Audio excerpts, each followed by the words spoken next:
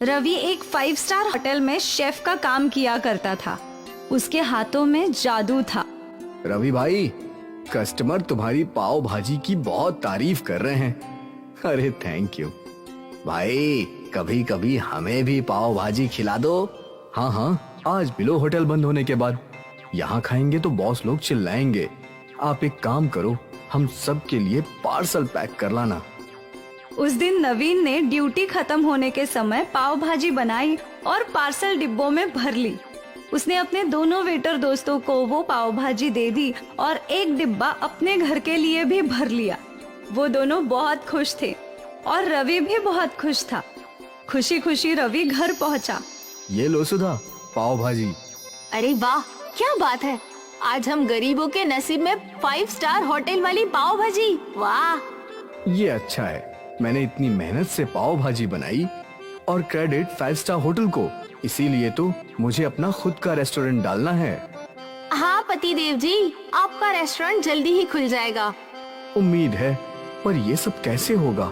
घर की, बच्चों की, सबकी जिम्मेदारी भी तो मुझ पे है। हाँ वो तो है, पर मुझे उम्मीद है कि आपका रेस्टोरेंट जरूर खुलेगा। हाँ, उम्मीद पर दुनिया कायम है।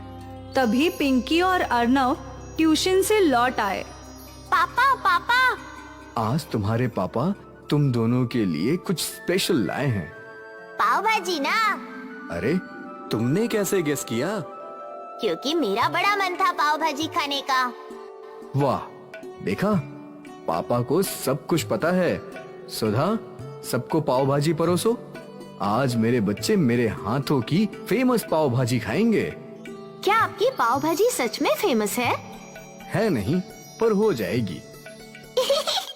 चलो चलो, भूख लगी है, खाना टाइम। सभी ने मिलकर बड़े चाव से रवि की पाव भाजी खाई। आप तो मुझसे भी अच्छा खाना बनाते हैं। Thank you. आपका रेस्टोरेंट जरूर खुलेगा। हाँ जरूर। फिर एक दिन की बात है, रवि होटल में खाना बना रहा था। मैनेजर उसके पास आया।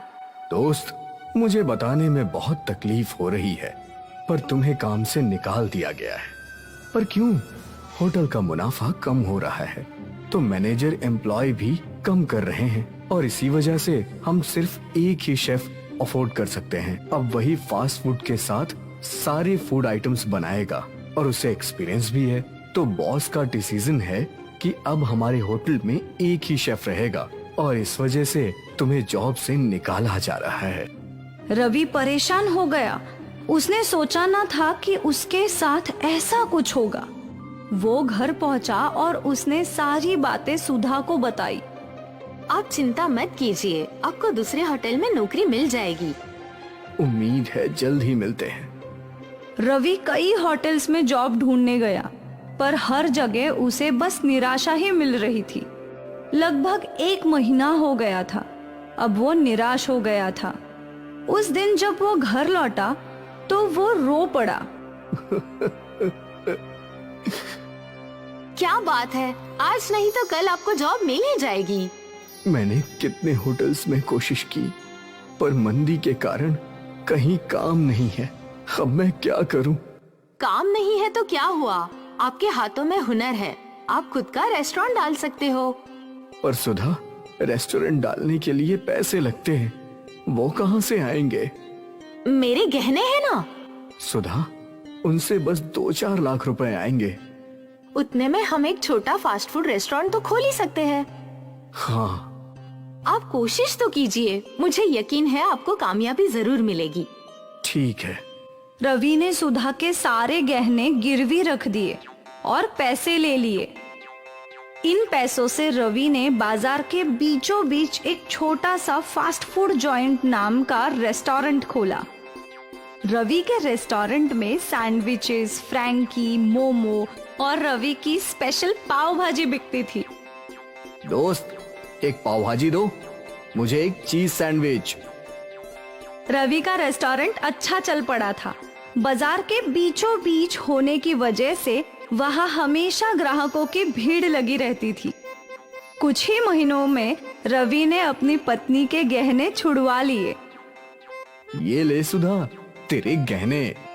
भगवान की कृपा है हम पर। बड़ी जल्दी आपका रेस्टोरेंट सेट हो गया। होता कैसे नहीं, मेरे हाथों में जादू जो है। हाँ हाँ। रवि और सुधा की जिंदगी में अभी खुशी के थोड़े ही लम्हे आए थे कि उन पर नया संकट आ पड़ा। रवि के फास्ट फूड रेस्टोरेंट के सामने ही एक पाव भाजी का ठेला लग गया। पाव भाजी के ठेले में पाव भाजी बस 50 रुपए की थी और यही देखकर सारे ग्राहक रवि के फास्ट फूड रेस्टोरेंट के बदले ठेले पर पाव भाजी खाने लगे। अब ये क्या नई मुसीबत है?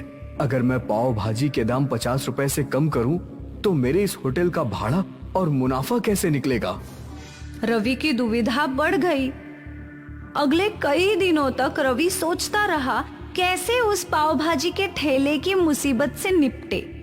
अगर मैं दाम कम नहीं कर सकता तो मुझे कुछ नया करना होगा जिससे सारे ग्राहक मेरे रेस्टोरेंट में ही आए।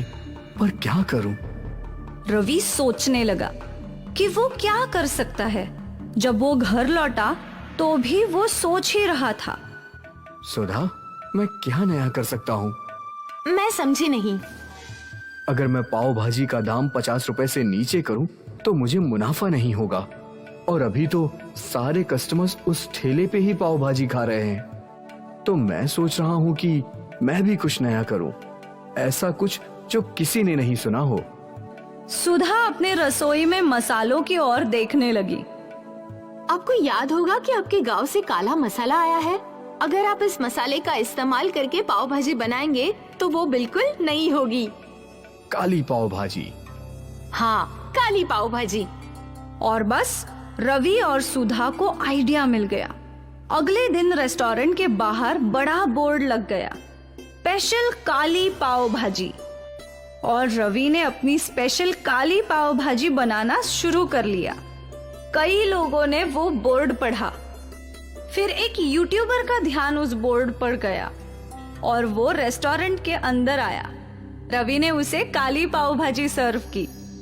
तो दोस्तों देखो, हमारे पीछे है स्पेशल काली पाव भाजी, आइए खाते हैं। उस यूट्यूबर ने पाव भाजी चखी। वाह वाह, लाजवाब।